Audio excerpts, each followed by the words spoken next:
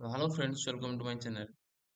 ଆପଣମାନଙ୍କର ଯୋଉ OSSC CGL ପାଇଁ ଯୋଉ ଆପଣମାନଙ୍କର ଗୋଟିଏ କମ୍ପ୍ୟୁଟର ସାର୍ଟିଫିକେଟ ଦରକାର ଥିଲା, ଯୋଉ PGDCA ବୋଲି ସେ ମେନସନ କରିଥିଲା, ତାର କ୍ଲାରିଫିକେସନ ପାଇଁ OSSC ନିଜେ ଗୋଟିଏ ଆପଣମାନଙ୍କର ନୋଟିସ ଆପଣମାନଙ୍କର ଦେଇଛି।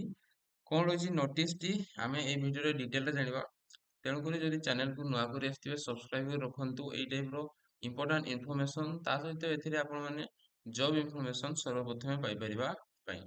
ତ ଇଏ ରହୁଛି ଆପଣମାନଙ୍କର OSSC ତରଫରୁ ଆପଣମାନଙ୍କର ନୋଟିସଟି, ଯୋଉଟା ଆପଣମାନଙ୍କର କେବେ ନା 19 ତାରିଖ ଆପଣମାନଙ୍କର ଆସିଅଛି 19/12/2025 ରେ।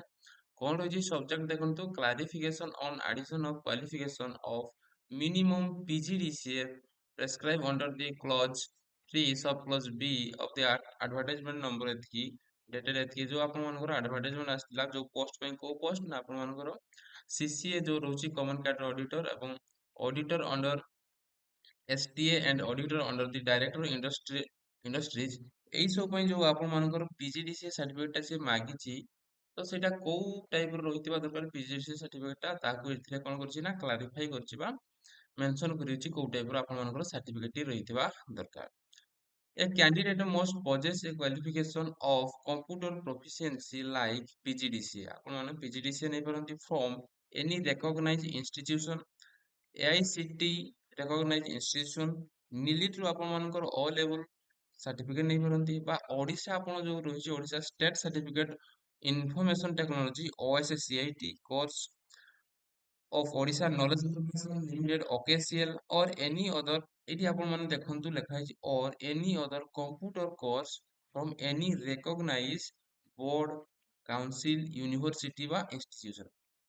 ତ ଆପଣମାନେ କୋଉଠୁ କୋଉଠୁ କଣ ନେଇପାରିବେ ନା ସେ ଯୋଉ ଆପଣମାନଙ୍କର ସାର୍ଟିଫିକେଟ ରହିଛି କୋଉଠୁ କୋଉଠୁ ନେଇପାରିବେ। ଆପଣମାନଙ୍କର କଣ ନା ନିଲିଟରୁ O level ସାର୍ଟିଫିକେଟ ବି ହେଇପାରେ, ନହେଲେ ଆପଣମାନଙ୍କର OSCIT ର ସାର୍ଟିଫିକେଟ ରହିପାରିବ ଯୋଉ OKCL ଦଉଛି। ତା ସହିତ ଆପଣମାନଙ୍କର ଯେକୌଣସି ଇନଷ୍ଟିଚ୍ୟୁଟ ବା ପ୍ରାଇଭେଟ ହେଇଥାଇପାରେ, ନହେଲେ ଆପଣମାନଙ୍କର କାଉନସିଲ କିମ୍ବା ଯୋଉ ଗଭର୍ଣ୍ଣମେଣ୍ଟ ୟୁନିଭର୍ସିଟି ଅଛି ସେଇଥିରୁ ମଧ୍ୟ ଆପଣମାନଙ୍କର ଯଦି ରହିଅଛି PGDCA ସାର୍ଟିଫିକେଟଟି, ତାହେଲେ ମଧ୍ୟ ଆପଣମାନଙ୍କର ଏଥିରେ ଭ୍ୟାଲିଡ ରହିବ। ତ ଏହା ଥିଲା ଆପଣମାନଙ୍କର ଯୋଉ କ୍ଲାରିଫିକେସନକୁ ନେଇ ଆପଣମାନଙ୍କର ଅଫିସିଆଲ ନୋଟିଫିକେସନଟି। ଆପଣମାନଙ୍କର କଣ ନା OSSC ନିଜେ ଏହାକୁ କ୍ଲାରିଫାଇ କରି ଅଛି।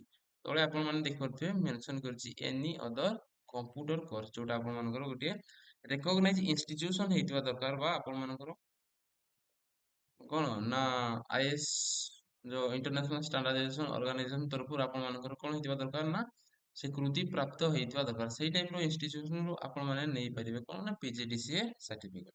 ତ ଏହା ଥିଲା ଆପଣମାନଙ୍କର କଣ ନା PGDCA ସାର୍ଟିଫିକେଟକୁ ନେଇ କମ୍ପ୍ଲିଟ ଇନଫର୍ମେସନଟି। ଆପଣ ଭାବୁଛି ଆପଣମାନଙ୍କର ସମସ୍ତଙ୍କର ଡାଉଟ କ୍ଲିୟର ହେଇଯାଇଥିବ ଏବଂ ଆପଣମାନେ ସମସ୍ତେ ଏଥିରେ ଆପ୍ଲାଏ କରିବା ଷ୍ଟାର୍ଟ କରିଦେଇଥିବେ।